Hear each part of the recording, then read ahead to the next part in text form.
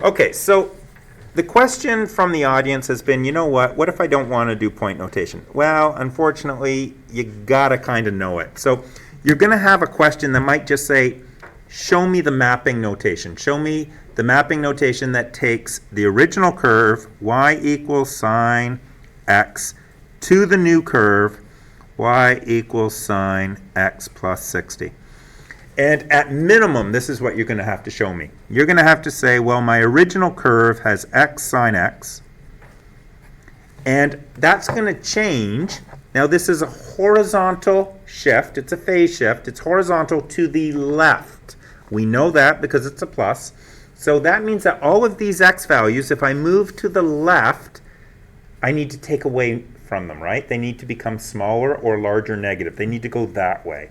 So that's why it's x minus 60. That's what's happening. And we didn't do anything to the vertical. We didn't shift it up and we didn't stretch it.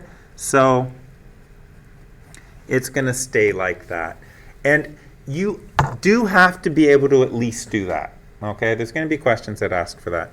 Now, once you've done that, if you want to take advantage of it, what you do is you simply throw in the values that you know for the original curve, and you put them through the transformation. You take the x value and you subtract 60 from it. So now it's negative 60 comma 0. Sine x, it's the same value. And then 90 subtract 60 is 30 now, 1. And then 150, 0. And then 210, comma negative 1. And 300, comma 0. And so if you so wanted, you could then set up this curve. So now I need negative 60. So that'll be negative 30, negative 60. That just makes sense. So that's 30, 60, 90 here. Now, do I want a 90? No, I want to be able to see a 30. So there's a 30. I want to be able to see a 150. So 30, 60, 90, 120, 150 is here. 180 is here. 210 is here. 240 is here. 270, 300 is here.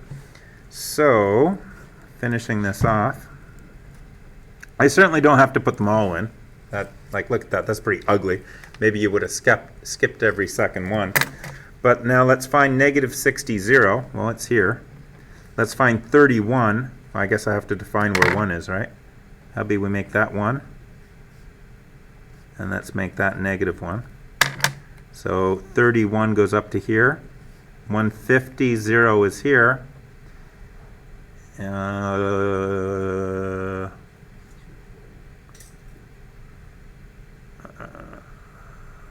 I did something wrong here. Come back here. This is 0 minus 60. That's 90 minus 60 is 30. But 180 minus 60 is 120, not 150. So that's 120.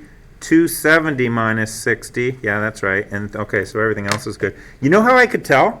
Do you see this? Do you see how this went over so far and then this one went over too far? Do you see how it's not symmetric? I knew I did something wrong because the curve has to be symmetric. Whatever I go up here, I have to come down the same amount. Now it's coming down way too far. So that's how I knew that was wrong. So this comes back to here. 210 goes down to negative 1. And 300 goes to 0. And our beautiful curve is now there. And that's using point notation with nothing else. Okay, I'm going to stop the video here.